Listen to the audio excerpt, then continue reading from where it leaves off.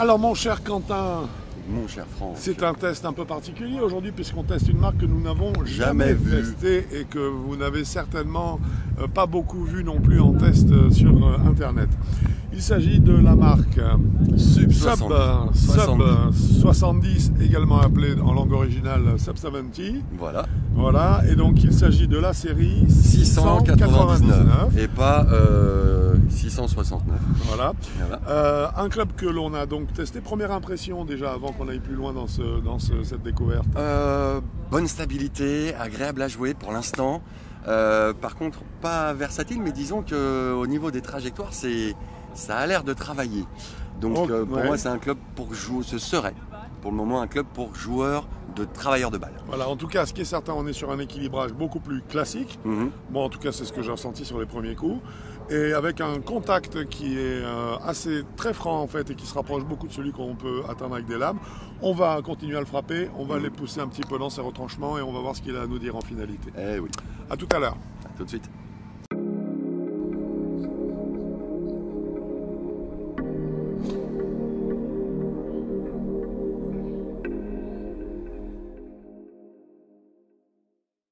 Nous vous avions dit il y a quelques semaines dans un édito que nous allions explorer de nouvelles marques. Eh bien, mon cher Quentin, c'est le cas puisque nous avons fini le test du modèle 699 de chez Sub 70. 70 ou Sub 70. En dessous de 70. Voilà, ce qui est une proposition de score. Intéressante. Absolument, très intéressante. Et alléchante. Donc, nous avons testé donc, ce 699, un fer 7. Alors, on a assez peu, il faut le dire, d'informations sur le type d'architecture, les matériaux employés. Sub 70 reste cependant quand même la marque qui vend le plus sur Internet. Voilà. Il faut le savoir, ce sont des clubs qui se vendent que sur Internet. Ben Hogan fait la même chose, hein, c'est-à-dire qu'ils se sont séparés de leur magasin physique pour être uniquement sur le web de façon à faire sauter un intermédiaire. Ce qui veut dire une marge en moins et donc proposer des clubs en fait beaucoup moins chers hein, que ce qu'on trouve habituellement sur le marché. Alors, nous avons donc testé ce fer 7. Qu'est-ce que tu as à dire au niveau architectural donc? Alors, au débat, c'est un hollow body. C'est un hollow body. C'est un hollow body injecté de résine TPE pour stabiliser la phase de club à l'impact et aussi améliorer pour la sonorité. Exactement. Voilà. Nous avons affaire à un club qui n'est pas forgé. Voilà, qui n'est pas forgé, c'est important. Hein, voilà. C'est un club qui est moulé. D'accord. Et la face est usinée en acier 455 et elle a une épaisseur de 1,7 mm. Voilà, donc c'est une face de club fine. Voilà, plutôt fine. Qualité des matériaux donc, en fait, puisqu'on y est, hein, sur l'architecture. Qu'est-ce que tu as envie d'en dire? Bah, standard. C'est rien d'extraordinaire, mais absolument rien de négatif du tout. Ouais, c'est ça. Dans la norme la plus absolue, je trouve. Voilà. Donc, rien voilà, la finition est propre. Hein, simple, voilà, sobre, on va dire. Hein, très sobre. En qualité des matériaux, n'ayant pas plus d'informations, par contre, on n'a pas pu attribuer plus que la moyenne, en fait, qui est de 1 point sur 2 hein, à ce 699. Hein. Parlons un petit peu de ses qualités statiques, mon cher Quentin. Alors moi, personnellement, je trouve qu'il repose plutôt bien. Oui, il repose bien, il propose un emplacement de balle centré pour un fer 7. Et que la semelle n'est pas très versatile, justement, j'aime bien. Et puis, bon, par contre, on va lui attribuer quand même... Oui. On a, excuse-moi puisque tu en parles simplement, une semelle qui n'a pas l'air d'avoir un bounce énorme non plus. J'aime bien aussi ça par contre. Hein. Voilà. Donc je trouve ça intéressant. Donc on sait aussi, ça indique aussi pour qui un petit peu. Et on commence à avoir une idée du type de joueur pour lequel le club va être destiné. Voilà. Mais surtout, il y a quelque chose qui nous intéresse concernant le loft. Voilà, il est à 31 degrés alors que la moyenne est à 34. Voilà. Donc en fait, un fer 7 qui a un loft un petit peu fermé, réduit. Hein, ce qui est supposé bien sûr augmenter la vitesse de démarrage et donc produire plus de distance que nous verrons bien sûr au chapitre correspondant. Là en tout cas en qualité statique on lui aurait bien mis 2 mais le fait que ce club ait été délofté en fait 3 degrés quand même, c'est quasiment facile. De 3 degrés fait que nous lui avons attribué 1,5 points sur les deux possibles. Alors, stabilité et moment d'inertie, un chapitre très important, surtout pour ce type de club, je trouve. Voilà. Comment tu as trouvé dans l'espace qui se stabilisait, ce club? Je trouve qu'il était parfaitement bien centré, que ça bougeait pas d'un iota. C'est un club qui est très facile à jouer. Il met à 11. On a 13 ans. Moi, il m'a mis tout de suite en confiance parce que aucun souci, facile à faire bouger, on ressent où il est dans l'espace, que du bien là-dessus. Donc un club rassurant. Voilà, c'était le mot que je cherchais.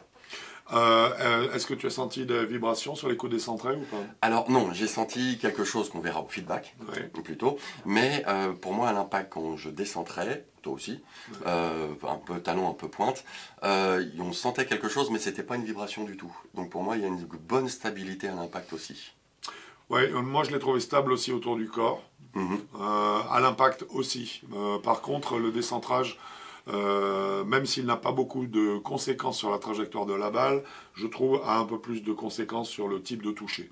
Mais bon, maintenant on peut pas avoir non plus le beurre et l'argent du beurre, c'est-à-dire en fait décentrer légèrement et avoir l'impression de la prendre dans le sweet spot. C'est rare. Hein, surtout que c'est un peu désagréable, ça empêche d'avoir des sensations. Enfin, en tout cas, toujours est-il que là, ce 699, en tout cas, prend à ce sujet-là... les 2 points. Exactement. Alors, nous allons parler des stock options. Voilà, donc les shafts et les grippes. Et les grippes, exactement. Alors, si on compte ce qui est inclus dans le prix que nous allons donner en finalité pour cette série de 699, nous avons 4 shafts et 2 grippes. Voilà, donc là... ça pêche un petit peu. 4 shafts, je dirais que c'est la norme pour qu'on donne... Voilà, pour nous, c'est le minimum syndical, c'est 4 shafts, on donne la moitié des points que le club peut prendre sur la partie shaft. En grippe, on est à 2 grippes par contre, là on est vraiment faible. Ouais. Voilà, donc à part ça, sinon ils en ont d'autres, mais alors voilà, c'est le principe de Sub 70, c'est-à-dire qu'en fait, vous pouvez avoir une canne, la canne que vous voulez, puisque sur leur site notamment, Sub 70 explique bien qu'on peut monter tous les shafts que l'on veut sur leur tête de club. Mais par contre, il est évident que si vous prenez des shafts assez spécifiques, ça entraîne un surcoût. Et ça va être la même chose concernant les grippes. Donc là, c'est vraiment l'offre qui nous permet de rentrer dans le prix qui est, entre guillemets, qui correspond à la philosophie que la marque a voulu mettre en place en faisant sauter un intermédiaire. On en revient à ça. Tout à fait. Hein, donc, 1,5 point sur les 2 possibles. Exactement. Et pan dans les dents. Alors, parlons un petit peu de choses qui fâchent. Parlons de puissance et de Smash Factor. Qu'est-ce que tu en as pensé, dis-moi? Alors, on va commencer par Smash Factor, on l'a monté à 1,31. 1,31 pour une norme PGA de 1,33. Ouais, c'est très proche. Assez proche, mais on n'a pas réussi, parce qu'on a essayé, impossible de le faire grimper plus. 1,33, ça reste honorable. Hein, oui, là il est en 31. Par contre, est-ce que tu peux nous donner en distance? Alors, en distance, qu'est-ce que ça nous a donné en passant à 83 miles, on est à une distance de portée de 130 mètres. Ce que je trouve un petit peu faible, je dirais, faible, mais normal un peu en dessous. Alors, je dirais normal par rapport au club en général. Oui. Pour un faire 7 à 83 miles, pourquoi pas 130 mètres, mais peut-être pas pour un hollow body. Non. Voilà. Tu vois ce que je veux dire? Oui, tout à fait. Ça manque un petit quelque chose. Surtout qu'on est parti sur un châssis qui, a priori, est dans un métaux dur, qui n'est pas du forgé. Non. Donc, je pense que ça aurait dû s'accompagner de quelques mètres supplémentaires. Ça aurait été pas mal. Ce qui veut dire qu'en fait, on a attribué à ce club une note qui correspond à une distance moyenne, puisque c'est ce qu'on a retrouvé club à la main en le jouant. Et une note moyenne pour nous, c'est combien? C'est 1. Et ben voilà, c'est 1 sur 2, et c'est donc la note que le 699 prendra au sujet puissance et Smash Factor. Alors, si nous parlions de spin, et notamment de backspin, mon cher Quentin, qu'est-ce que tu nous dis? Donc là, les données, c'est qu'en moyenne, ce faire 7 était à 8000 tours minute. Oui, au lieu de 7000. 7000 qui est la référence pour un faire 7. Voilà, ça fait un peu beaucoup, mais c'est un peu logique puisqu'il cherche quand même à gommer les trajectoires un peu latérales. Alors, je dirais oui, il cherche à gommer un petit peu les trajectoires latérales, mais il est aussi présenté comme étant un club qui, je dirais, va permettre une certaine maniabilité.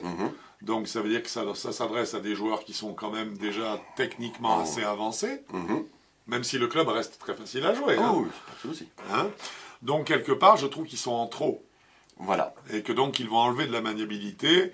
Et je trouve de ce fait qu'il serait plutôt logique, et c'est ce qu'on est tombé d'accord là-dessus, toi et moi, Comme toujours. sur en fait 1,5 point qui lui serait attribué à ce chapitre, voilà, sur les deux possibles. Exactement. Trajectoire de balle maintenant. Eh ben, je sais pour toi, je vais pas dire je sais pas, mais je sais pour toi, mais on les a tous les deux trouvés magnifiques. Oui, très belle trajectoire. Là, ça c'est surprenant. Je trouve que c'est surprenant parce que, voilà, parce qu'on cumule hollow body, on a un taux de spin un peu élevé, mais malgré ça, on ne retrouve pas une balle trop haute, ni... On trouve une balle perçante, traversante. Voilà, on a une très belle perforation au démarrage, la balle part vraiment... magnifique. Vraiment droit sur sa ligne, absolument pas en cloche. Très belle trajectoire de balle, là-dessus, vraiment parfaitement clair, il n'y a pas de souci. Ouais, oui. C'est une des grandes qualités, je trouve, de ce modèle 699. Il envoie parfaitement, enfin les trajectoires sont splendides. Vraiment. Rien à dire. Donc, en toute logique, eh bien, nous lui avons attribué les 2 points. Nous allons maintenant parler du retour d'information de l'impact, à savoir donc du feedback. Voilà, comment il nous cause. Voilà, alors comment tu l'as trouvé justement, bavard ou pas? Eh ben, je l'ai trouvé très bavard. Ça, c'était impressionnant. Ça, on en reparlera un petit peu dans les sensations tout à l'heure, mais j'avoue qu'il n'y a pas un coup où je ne savais pas où c'était tapé. La sensation est quasiment pure. On dirait pas une lame, mais on en est vraiment très proche, alors que c'est en low body. Donc moi, personnellement, là-dessus, j'ai été très impressionné par le retour d'info. Alors, je trouve que c'est un des points forts de ce club, en fait. Hein, c'est ce feedback, parce qu'en fait, on a vraiment des sensations très claires, tu viens de le dire. On se rapproche de la lame, tu l'as dit également, et je trouve ça très vrai. Oui. L'identification des points de contact est très bonne. Vraiment, on sait exactement au millimètre près où est-ce qu'on a pu la prendre.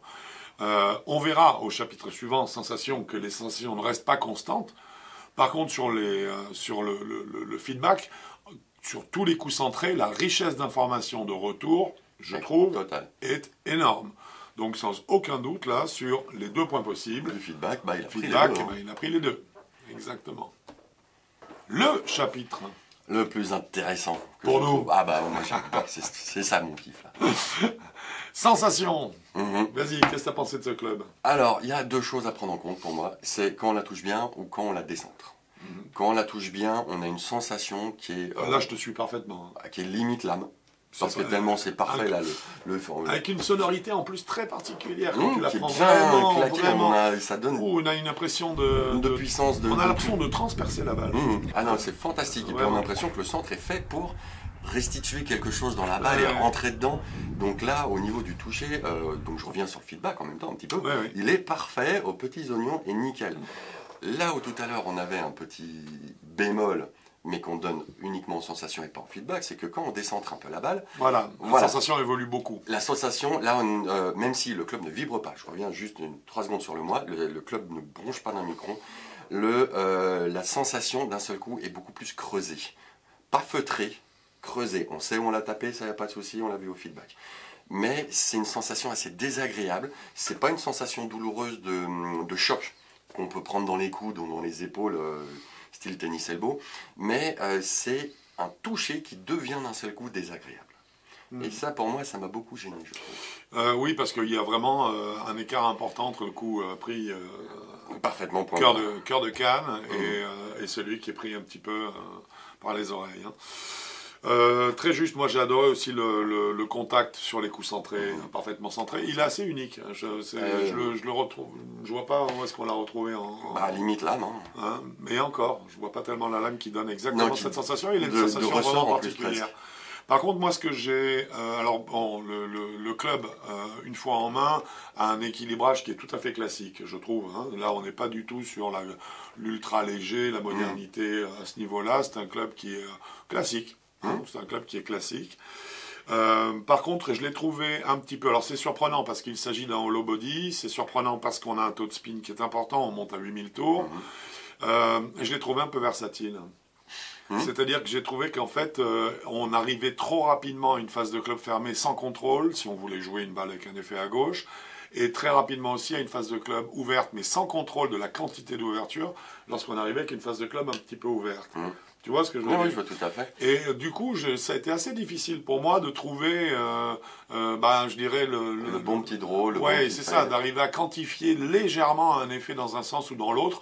Tout de suite, ça m'a amené je dirais, des déviations assez importantes, trop importantes, surtout au vu de ce taux de spin de 8 tours minute et de sa construction qui reste une construction creuse. Donc, bon, au bout du compte, j'ai adoré le toucher de balle, moins convaincu par la régularité du club, il faut que je sois honnête, et donc sur la précision des effets qu'on peut apporter à ce club-là. Au total, en tout cas, ça veut dire qu'on lui a attribué 2,5 points sur les 4 possibles qu'il pouvait prendre, et cela va donner pour ce 699 de chez Sub 70 ou Sub 70, ça va nous donner donc la note totale de 15 sur 20. 15 sur 20. Ça reste propre. Ce qui reste une bonne note. Oui. Nous avons défini une gamme de joueurs qui pour nous est la meilleure. Et vraiment celle qui est faite pour ce club, qui est la gamme expert. De 10 à 18. Donc les index de 10 à 18, exactement. C'est un club qu'on peut jouer forcément si on est, je dirais, avec des index un peu plus hauts. Mais par contre, je ne suis pas sûr que ce soit à ce moment-là le club qui soit le plus adapté à votre niveau de jeu global. Non, parce que la seule chose qu'il va apporter, ça va être essentiellement une sensation de toucher, savoir si vous avez bien ou pas bien touché la balle. Donc au-dessus de 18, pour moi, je pense qu'il y a encore des défauts de contact, ce qui est normal. Voilà. Donc c'est pour ça qu'on est plus, pour nous, entre 10 et 18. C'est clairement sa gamme, c'est sa gamme naturelle. Le prix maintenant. Alors c'est intéressant puisque justement nous avons commencé par dire que Sub 70 avait un nouveau modèle économique à proposer comme Ben Hogan. Ce sont des marques qui ont proposé un nouveau modèle économique qui est très intéressant, soit. Et effectivement, on se retrouve avec une série qui, du fer 5 au pitch, donc pour s'y faire, est facturée 480 $. Alors, sachant que le dollar est un petit peu inférieur à l'euro, le taux du dollar est inférieur à celui de l'euro, c'est une très très bonne affaire, mais notez tout de même qu'il faudra vous acquitter, si vous achetez ces clubs sur le site, des droits de douane ainsi que de la TVA, puisque ce sont des clubs qui vous seront expédiés à partir de l'étranger forcément, et a priori à partir des îles britanniques.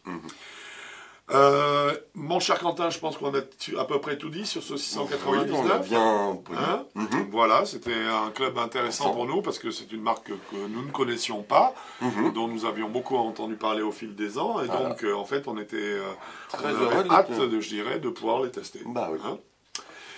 Mon cher Quentin, si cette vidéo vous a plu, n'hésitez pas à mettre des petits pouces, ça fait toujours plaisir. De vous abonner. C'est par là.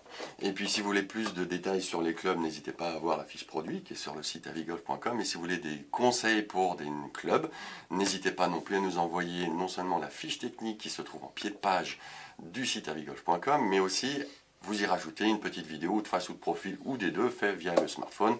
Ça nous permet vraiment de peaufiner tous les détails pour que vous trouviez votre bonheur. Je crois que tu as tout dit. Bah, je pense que si. Il ne reste plus qu'à le dire, mon cher Quentin. Mon cher Franck. À bientôt. Sur un parcours. Mais il fait de plus en plus froid, alors ça sera peut-être sur avigolf.com.